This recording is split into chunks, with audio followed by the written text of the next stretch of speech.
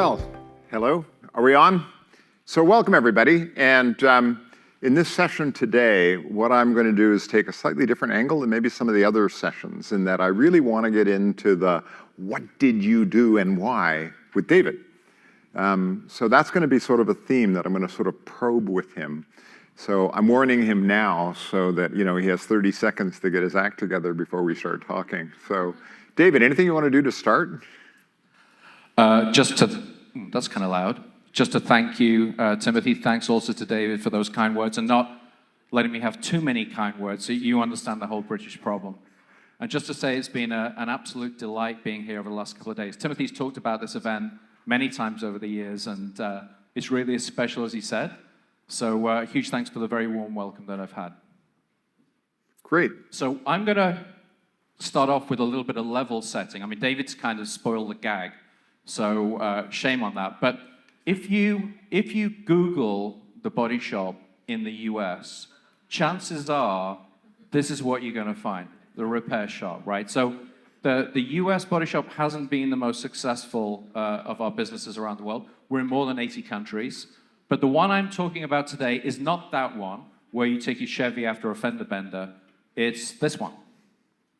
So the Body Shop was started in 1976 in the UK. I think many of you know that, by a remarkable woman called, whoops, why did it do that? A remarkable woman called Arete, who's sadly no longer with us. She passed away in 2007, 1 year after she sold. I'm going to keep clicking it back. I don't know what's going on with the tech there. But anyway, we're staying on this slide with Arete.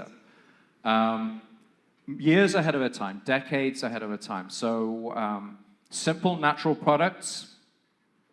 Okay, I'm going to keep going, guys, if that's all right with you. Simple, natural products, sustainable packaging, refills, against animal testing, before that was even a thing. Totally against the norms of the beauty industry that were all about at that time, making women feel bad about themselves. And this was about self-love and making you feel good about yourself. And that was the unique thing about The Body Shop. And it was cheeky, and it was irreverent, and it was activist. I mean, who would put a poster in the window with a picture of 4 dictators in full makeup, right? This was sort of the unique tone of voice that The Body Shop had, and it really set itself apart. It was a brand that was completely different from the rest of the industry.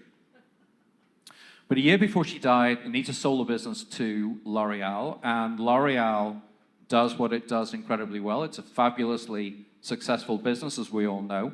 But when you're a hammer, everything looks like a nail, right? So they turned it into a mass, generic brand, lots of discounting, and it completely lost its mojo, frankly.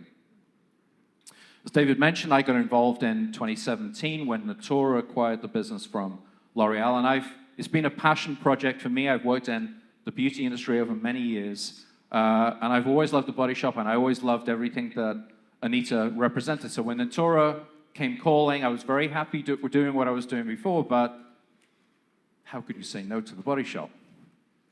So it's been, as I say, a passion project over nearly 6 years. We have these beautiful green shops now that honor The Body Shop green. We're getting rid of stupid products that talk about everlasting youth and focusing on natural ingredients. We're getting rid of laminated tubes, because the thing about laminated tubes is they look great in your personal handbag, but they can't be recycled. And we've gone to 100% recyclable aluminum tubes. When we think about where we source our PET from around the world, of course it's recycled, but the Body Shop way is to get recycled plastic with a social impact. So we've been working with an organization called Plastics for Change since 2019 in Bengaluru in India, supporting the waste pickers who have, pretty grim lives, frankly, making sure they get a fair, reliable income.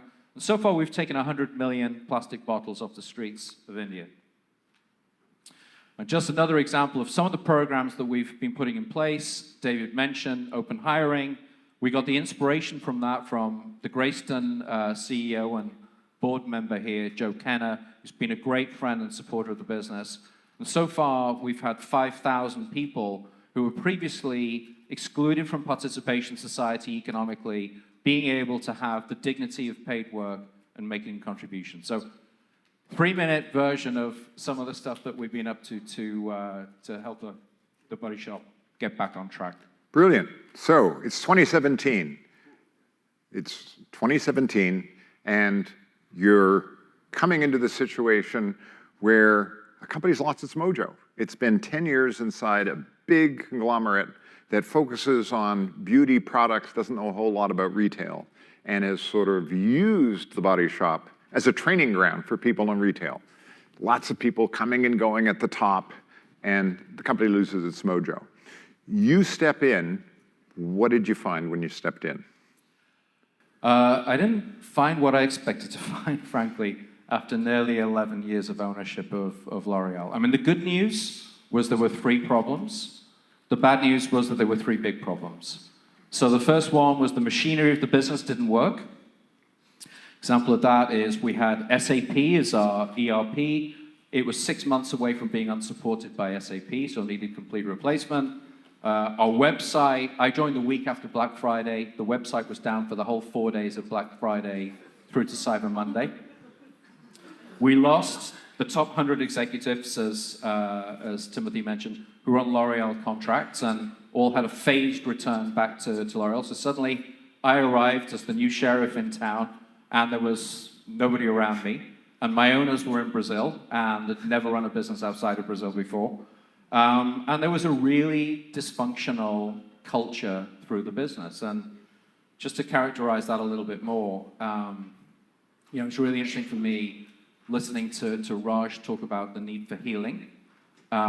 This was an organization that was traumatized. And if you think about it, that its mother, who the organization loved so passionately and so dearly, had sold the company, right? And then sadly passed away a year later. There'd been a stepfather who'd adopted the child, the orphan, and wanted to try and take care of it the best way that they could, but their way was the wrong way for the child. And then after almost 11 years of the stepfather said, actually, you know what, I give up, and you're up for sale again. So this was an organization that was deeply traumatized. It had been rejected twice, and there was very low accountability and very complex to get things done. And it was also interesting, wasn't it? Because at the same time, you also had this core group of people who had been loyalists for a long time, who had stayed because they believed somewhere. I remember there was a joke about one particular individual on your team who, lived in the basement, had Birkenstocks, came up every now and then when L'Oreal would call him, but otherwise stayed down there trying to do the right thing. And suddenly David was there and he was knocking on your door saying, hey, here, bring us back, the new sheriff's in town. How did that feel? Yeah, I mean, it was incredibly interesting because there was, what it characterizes, again, that there was the group below senior leadership knew that their bosses were only ever going to be there for 18 months or 2 years. They were transitioning in and out. They just had to keep them happy for this very short period of time and just do whatever they were asked to do, right? Never be accountable, never act and think out entrepreneurially, which when you think about it, is so bizarre for a company that was started by such an extraordinary entrepreneur as Nita Roddick. So you had this kind of group of people who were very passive and didn't really do anything. Then you had an extremely active group, as Timothy was mentioning, who were, what I'd characterize as the keepers of the flame, right? They were the priests and priestesses who kept the flame of Anita alive. They had a cupboard under the stairs in our original headquarters, and they'd go and turn the wick up or turn the wick down or whatever. I mean, it was really strange, but they were outside the organization, right? So it wasn't about a business model. The passion of mine was, really saying that we're triple bottom line, right? The way that we make money has a social environmental impact. This was a very different way of thinking. It's, we just do what the French guys tell us to do, and then we keep the flame alive in the shrine in the basement of the building. So one of the big challenges as a leader in the beginning was you have no voice if you're on the outside throwing grenades, right? Be part of the solution, get involved. There was this deep belief with these folks that the organization needed to be protected from leadership, right? Leadership was the problem. Leadership most definitely was the answer, but they needed to be part of the solution. So there was a big thing about getting that group of people, into the 10 and helping us find solutions. So it's fascinating. You're sitting there, like you say, You've got to put in all these new systems. You've got to put up a new manufacturing. You've got to do product development all over again. All of the basic mechanics of the business, you've got to transform that, and you've only got a short period of time to do that. At the same time, you've got a disillusioned organization that's begging to be brought back to life again, and in you step, David. So, how did you start to think about organizing? What am I going to do first? What am I going to do second? How am I going to approach this? Sure. So my background is, leadership, store operations. I started my retail career as a cashier in a North London Safeway store. People stores, commercial, marketing, that's my thing. So what was important for me is to get great people in really early, to fill some of the gaps that have been created, to start taking care of the machinery and the brand. So we did that within the first 3 or 4 months. I saw it as my role to be addressing the challenge of culture and people. So that was where the journey began. And I had my CMO come and see me a month before I joined the business and say, David, I need you to sign off £20 million because we're relaunching the brand. And we're going to do it in June. I said, well, that's been interesting because I've been observing this business for the last 11 years. You relaunched the brand under L'Oreal's ownership at least 3 times, and it's never worked. So why do you believe it's going to work again? I think we need to be a bit more fundamental than that. I think we need to look really deep inside ourselves and say, why does this business even deserve to exist today? There was a very strong rationale in 1976. Is the rationale as strong in 2017? So we started on a journey of purpose. I got very interested in the subject of purpose back in, 2012, 2013. I've been introduced to Nick Craig at Authentic Leadership Institute, that many of you may know. Got on a program, found my own sense of purpose through that, which was about creating environments where people can be wildly successful. And I'd applied some of that thinking to L'Occitane, where I was working at the time.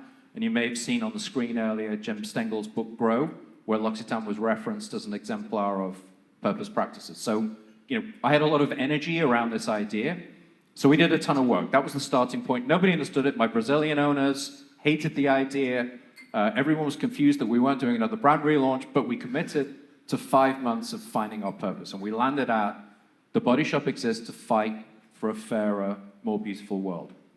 And simple statement, there was 70 pages of PowerPoint to support that was true, as you can imagine, which was going to guide us on every single decision that we needed to make. Because, the thinking around this was Anita has left an incredible hole in the organization, right? And there's something beautiful about having a founder. There's many founders in the room over this session, but it allows you to make choices that aren't wrong, right? Because it's the founder's choices. You are the soul of the brand, and we had lost that. Anita wasn't there for us to be able to say, it's this and not this. So we did the purpose work to enable us to liberate that and started to get some fresh energy back into the organization. Well, there were 2 things that I really observed at that point that I thought were interesting. The first one was working with your executive team. We came up with the idea of beauty. Oh, we're fighting for a fairer, more beautiful world. Okay, team, what does beautiful mean? When do you think women feel beautiful? And it led to a really fascinating discussion in your team. So I think there was really something very special about how the Body Shop started to say, we're in the beauty product business, but we're not in the beauty product business.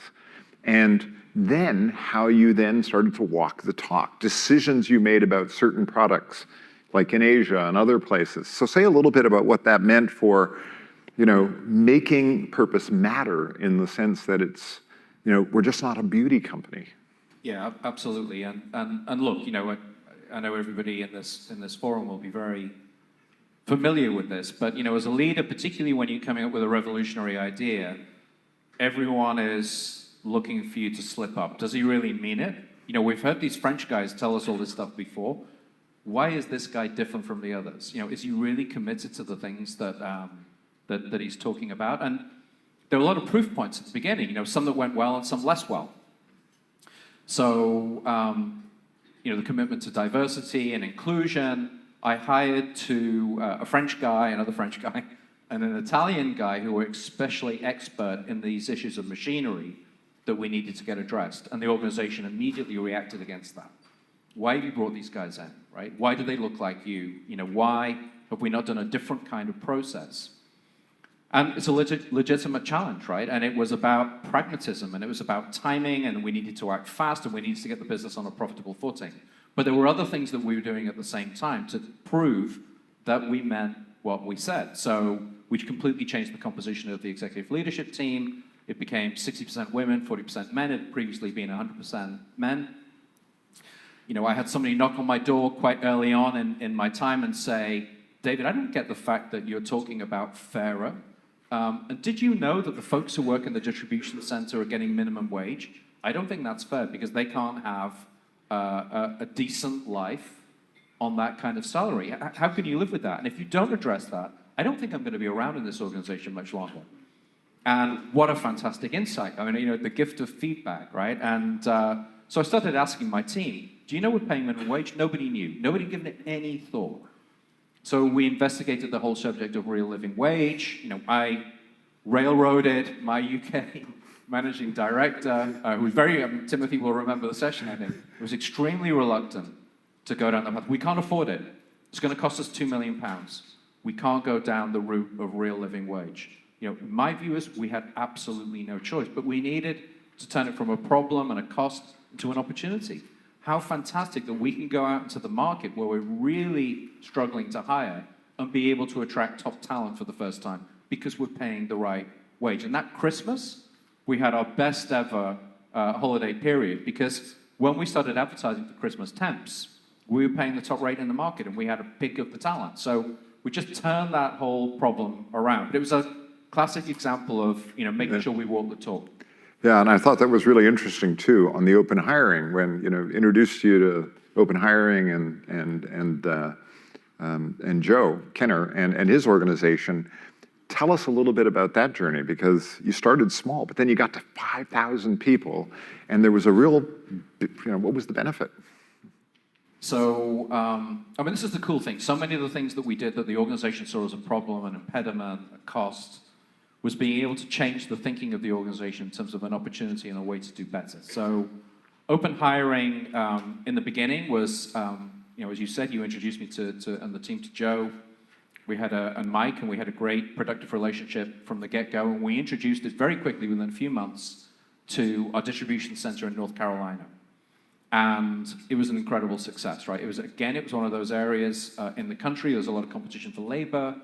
We weren't getting the talent that we needed to be able to operate the DC. All of a sudden, there was a whole new talent pool that we hadn't been able to access suddenly available to us. And it was incredibly moving, right? You know, there was a guy there who was previously been in prison in the early wave and, you know, he'd had a very difficult life over the previous sort of 10, 15 years in and out of prison, not able to hold down a job and, you know, getting the supervisor to call his mom to say, you know, that he was doing a great job, he was turning up for work every day and really being a productive member of our community. And it was, you know, there were so many beautiful stories like that. So we did it in the DC, and then we challenged ourselves to say, can we go even further?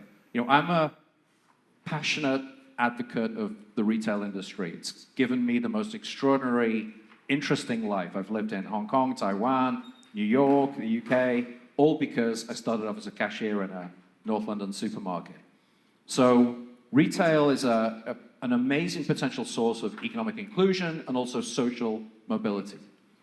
So how do we open the door to other people? And the biggest area where we recruit is in our retail stores. Dare we consider using open hiring with those 3 questions that David talked about in the intro? Dare we apply that to a retail store environment? Long story short, we did. But it was difficult, right? Because you can imagine it's customer facing, there's a high level of product knowledge that's required, the salesmanship that's required, and we weren't hiring people to just be greeters on the door. We wanted them to be fully fledged members of our sales community. And of course, there was like a visceral rejection from our retail folks when we first proposed the idea, because it's like, we're professionals, right? We've spent years getting to be as good as we are. How are you just opening the door and allowing the first person to apply for a job who's legal to work here, who can lift the weight requirements and has an interest in customer service? How are you allowing those people to just come in? It's like you're not valuing what it is that we bring to the organization. But the critical thing about open hiring is the standard is always there. You never compromise on the standard. So all we're doing is opening a door, presenting an opportunity and being very clear about the standard that we expect, and then providing support to enable people to be able to meet that standard. But, you can lead the horse to water, but you can't always make it drink, right? So some people will make it and some people won't, and that's fine. But at least we've opened the door and given them an opportunity to be in employment. So it was a complicated change management process to make with the organization. But when you start to get momentum and you see how you're changing people's lives, I mean, the sense of well-being and pride in our organization, being able to make this kind of difference was extraordinary. And then the retail team just completely embraced it and ran with it. And now, when I left the organization, we were about 5,000 people who had gone through through open hiring who'd previously been excluded from work. Yeah, no, I love that. And the engagement scores, the pride scores all went up for everybody else who was just sort of thrilled that the organization was living its purpose this way. Another thing I thought was really interesting, right at the beginning, you said talking about bringing the leadership team along with you. A really important symbolic act, and it wasn't necessarily just symbolic, was you said, listen, we're going to do leadership development. The first group I want to go through this are the store managers. Oh, by the way, we're in retail. That's where the rubber meets the road. So you made a really strong decision and commitment early on to say, we're going to aim our leadership development first off, purpose-driven leadership program with our store managers. Say a little bit about what was behind that thinking. And so it was a two-pronged approach, right? So there was a lot of new executives in the business because of the departure of the L'Oreal folks. So there was a tier below the executive team that we needed to reach, and we developed this program called Purpose-Driven Leadership, which was about distilling the essence of, this big idea around purpose, how it showed up in your working life and how you could contribute, understanding your own sense of purpose and understanding how you can be your best and more impactful. So we launched that program for the senior executive team, but at the same time, and actually with a little bit more urgency, we started the rollout to our store management population. And my view as a retailer, and there's many other retailers in the room as well, my view is the store manager is the most important person in the organization, right? Of course, the customer. But in terms of the people on our payroll, the most important person is the store manager, because they set the tone remotely from head office. They hire the people in the stores, and they create the experiences for our customers that keep them coming back. So for us, it was like a non-negotiable that we had to start with the store management population. And it was interesting, right, for them to go through this process, because the idea of purpose-driven leadership was impact, right? About delivery of sales and profit, right? It wasn't through finding yourself and how you can be at your best, but it wasn't fluffy, it wasn't how to be an NGO or whatever. It was like real hard-nosed, we're giving you the skills so that you can be the best that you can be at your job. That was the idea. So the first cohort that went through, we put tracking mechanism in place to see, what happens. And the expectation from the people I designed the course with was, we'll see sales impact from the minute that they go back. Basically, they're going to engage their organization. Within 2 weeks, we're expecting to see a like-for-like sales improvement. Within 2 weeks, like-for-like sales went down. That was not the plan. So we started to dig a little, and it was really interesting in terms of the messages, the way we'd structured the program, the messages that people were taking away. So, we had one person who was nominated for the Anita Award for Best Activist, who'd been on this first program, who had decided that she was going to use her time when she was paid to be a store manager of the Body Shop, getting involved in important community projects, right? Because that's what it meant to be fulfilling her purpose, living her dream, and her being at her best. And as a consequence, her store sales were -8% when everybody else's were +5%, right? Go figure. That was not the plan. That's not the way we designed this program to go. So there was an understanding gap about, you're here to make money, right? This is a for-profit enterprise. The Body Shop was never intended to be an NGO, right? It's to make money. The way that we make money has an impact on some of the programs I shared with you earlier on, and definitely has an impact on improving the environmental landscape of what's the norm for our industry. So there was a lot of iterations. The key thing about this, I think, was from a leadership point of view, is we were putting a lot of energy in, and we wanted things to go fast, And when things go fast, you make some mistakes. But I think the thing that we were doing quite well was circling back and making sure that we course corrected when we needed to make sure the second cohort delivered positive like-for-like, which I'm relieved to say they did. So you've been there 2 years, you've revitalized or trying to get the organization to be excited about a new purpose, you're trying to create a different kind of culture, you're putting in place all the plumbing to make sure the machine runs, you're trying to redesign your whole product portfolio, you're trying to redesign stores, launch the brand again. I mean, nothing, out of the ordinary while you're trying to do all these things, right? And then along comes this damn thing called COVID. Right in the middle of, we're almost there, and bang. So say a little bit about, hey, now what? Yeah, well, exactly. I mean, the Lord giveth and the Lord taketh away, right? So, look, the reality was we were 2 years into a 5-year plan, and we made a ton of progress, right? And it was complicated, and it was hard, and it was taking a toll on me and everybody else in the organization because, we were carrying this huge, complex organization, 80 countries on our shoulders through the biggest change it ever faced, trying to reconnect with our founder. And then sure enough, in February, a guy who consults for me came in to see me and he wouldn't shake my hand. And it's like, what's wrong? And was it something I said? And he said, no, this thing's really dangerous. I said, it's not dangerous. I read it in the newspaper. It's not as bad as flu. And we all know how that went. So yeah, it was incredibly derailing. 2 years in, we had to completely pivot the business. At various points through the year, we had more than 90% of our stores around the world were closed. We relied very heavily in the Body Shop on our retail business. It was catastrophic, frankly. We had all our offices closed. I mean, you guys all know the drill, right? You all lived through it as well. But we managed to pivot pretty successfully to our direct selling business, which was tiny, but we amplified it. We did a pretty good job with digital, as I know all of you will have done as well. The consumer was receptive to those changes. And we managed to keep sales in 2020 at the same level that they were in 2019 with 90-something% of our stores closed. So we were pretty proud of that and still delivered a profit ahead of where we'd been in the last year of L'Oreal ownership. And the same again in because it was that whole endless thing, which I think as a leader was so draining.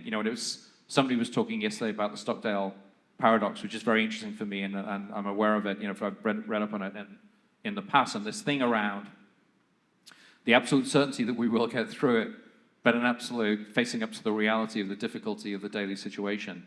And I don't know how Jim Stockdale got through what he got through, because even just being the leader of a complex retail global organization over those 2 years was really tough.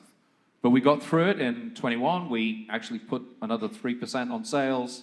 We maintained profit, but everything that we kind of started was delayed. The supply chain challenges in China. We couldn't get caps. We couldn't get bottles. We couldn't get ingredients. All of that stuff. So, a project that felt like it was going to be finished by the middle of 2021 was very far from finished by the end of 21. And I think that was frustrating for the whole organization when we'd worked so hard on all of that stuff. Yeah, and you sort of glossed over it a little bit, but I think all the work you had done around building purpose, around building trust with the organization, and you went through it quickly. Oh, we went to a direct sales model. Oh, right, you're a retailer, and now you're suddenly selling direct to the consumer, not on digital, but person to person while we're in the middle of COVID. I mean, say a little bit about that, because Body Shop at Home to me was just an heroic effort by the organization to go from nothing really to something that's a significant part of your sales almost overnight. Yeah, no, it's a fair challenge, right? And I don't know, there's like a mental block. I don't want to remember those days too much, right? It was like long COVID. I don't want to talk about it anymore. But yeah, the 2 years that we'd gone through in 18 and 19 had really formed a strong bond in the team, right? There was a tremendous amount of trust in the executive leadership group. Of course, the trust at the next levels in the organization were on the change curve, right? It was spotty. There were some people are all in, some people are all out, and all that normal stuff. But the leadership team was really all in and fully committed. And it meant that there were a lot of tough decisions where we said to country managers, you're not running your country anymore, the central team is running digital for you, you've got to step back and just take care of your people. And things like that, which ordinarily would be really difficult for people with a very strong sense of turf and ownership of their territory. But because of the strength of the bonds that we built, it was possible for that to happen. And we suddenly saw this little direct selling business, which had been insignificant when L'Oreal had been operating the business, start to gain momentum very quickly. And we just lent into that. We opened a new distribution center in 8 weeks. Normally a project like that would take us a year. And we just focused all the organizational energy in supporting that channel because we didn't have stores to look after anymore. And it was incredibly impressive. You know, I'm proud of what the team did. It was remarkable. We went from a business that was about 22 million pounds to 200 million pounds in a year in direct selling. So that's what, you know, kept our heads above water when we didn't have any stores to operate. Yeah, it was impressive. So stepping back from all of that, I mean, what are the 3 or 4 things that you now reflect back that this audience, what did you take from all of this? I mean, remarkable job, but 3 or 4 headlines in terms of key messages to people that are going on this kind of transformation. Sure, I think the most important is, purpose gets a mixed, a mixed reception these days, let's call it. That's been around a while. I think there's a lot of misunderstanding about what purpose really is. I hear a lot of people talk about brand purpose like it's something that's owned by the CMO, and that's absolutely not the case, right? It comes from the top. It comes from the CEO, and it has to be the CEO's vision of how the organization. Of course, there can be involvement of lots of people in the crafting and creation of it, but it's got to be something that the CEO is passionate about. And I think, whatever anybody's saying about purpose had its time, it's not relevant, it's not important anymore, I totally disagree with that. Purpose is more important than ever, right? I've seen at firsthand the power of purpose to absolutely transform a deeply dysfunctional organization in a remarkably short period of time. So purpose works, and it's worth persevering, and it's really important as a CEO that you own it. So I'd say absolutely that's the big thing for me. I think the second thing is, and this won't be new news to any of the folks in this room, the organization is watching you every minute of every day. Do the words and music match? You say this thing, are you living it? Are you living up to the standards that you've set for yourself? And where you're having to compromise, we found it's just incredibly important to have an open, transparent conversation with the organization. We've made this choice, and this is the reason why, because there's a longer win that's going to happen down the line. So it's a little zig so that we can zag later when we need to make sure. But we're not cheating. We're not going back on the purpose. We're just finding a different way to be able to get there. So I think that dialogue with the organization is just incredibly important. And David, I think one of the things that I thought was really impressive was early on you made the decision in Asia to step out of what's the #1 beauty product category in Asia. Say a little bit about that, just because you talk about walking the talk. That was walking the talk. Yeah. So it was on the screen for a nanosecond, right? So I doubt that you would have seen it, but there was a whole series of classic L'Oreal products that were quite nice products, like Drops of Youth. You use this and you will be young, right? Okay, BS, right? It just doesn't work like that. We're all about being comfortable in your own skin, whatever age you are, right? And we will sell you products that give you healthy, good-feeling skin, but we're not going to say you're young again.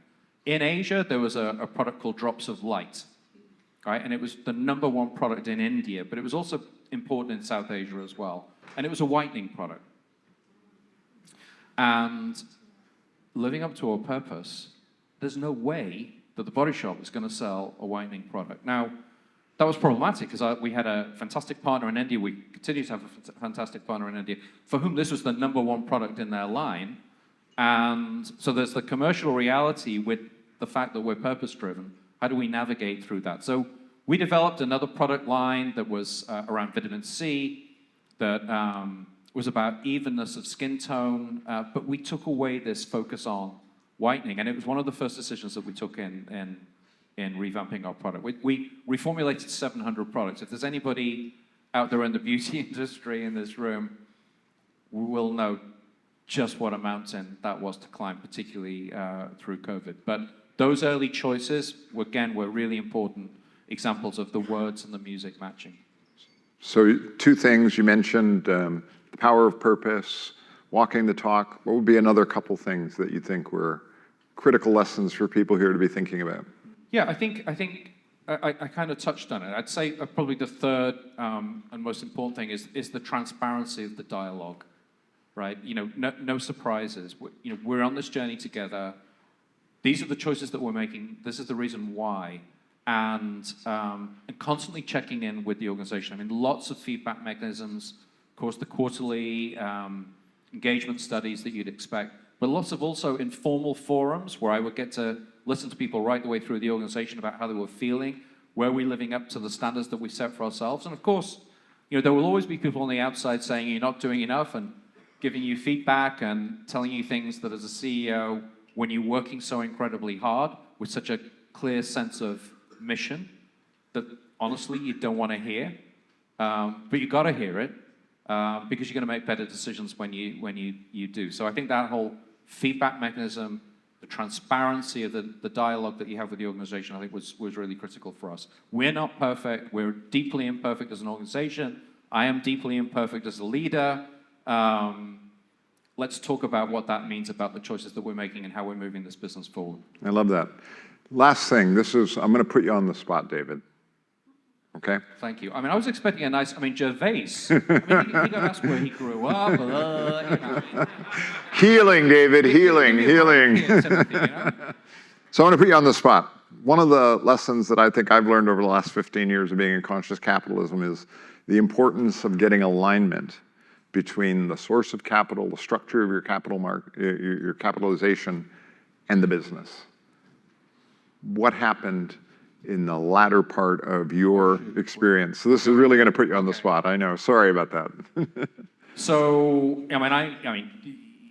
hopefully it comes across, either through the words of that I've spoken today, but if not, those of you who know the business and seen the changes in the business over the last 6 years, this has been a passion project for me, right? I've really cared deeply about this. I think the Body Shop is an important business. I think it represents something really important in the beauty industry, and I want it to flourish and thrive. And I've given everything I had to be able to help it in some small way on its journey.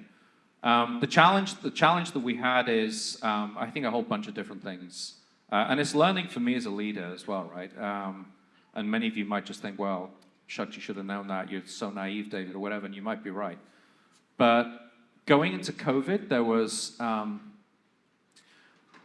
believe, a very tight alignment with our owners in Brazil about our vision for the business, what it was going to take to get the business where it needed to be in a highly competitive landscape where we had lots of competitors opening lots of stores next to us, beautiful big stores doing renovations, and our stores being underinvested because L'Oreal hadn't put any money into it for many years, and Natura was struggling to find resources as well. And then the whole thing became more complicated after COVID because Natura very unluckily bought Avon from Cerberus at the beginning of 2020 and took on a huge debt. And then the world went to hell in a handcart, and all of a sudden the parent company got into extreme financial pressure, which has culminated in some of the things you will have seen in the media recently, the sale of Aesop and a bunch of other things. Selling Aesop to L'Oreal, which was even more of a... How about the irony of that, right? Ouch. So the Body Shop was saved from L'Oreal, and then Aesop was sold back. But anyway, what the heck, stuff happens, right? So there was a situation where, I became very disconnected from the controlling shareholders because of COVID, because I never went to Sao Paulo, and they never came to London. They were facing a cash burn of $300 million a year. They didn't want to invest in my business. I wanted to invest in a beautiful brand that deserves to win. And long story short, there was a misalignment. So I'm not in the business anymore. And as a consequence of that, there was a decision made by Natura shortly after I left that the business would be sold again. So, there's been 2 rejections already. We lost the mother, we lost the stepfather, and now we lost the uncle from Brazil. So it's tough for the organization, and I feel for the organization, and I hope and pray that it lands in the right home. But yeah, it's been... Yeah. It's been a challenging time. Yeah, I think it really drove home the point of this misalignment between what the capital was looking for and what the business needed, and then the result. I mean, just selling Aesop to L'Oreal was just like unbelievable. Think how the Aesop people felt after that, you know, like, what? We're back to L'Oreal? It can't possibly be. Anyway, David, I really want to thank you for your candor, for the wisdom, the guidance that you provided for all of us here today. Thank you so much.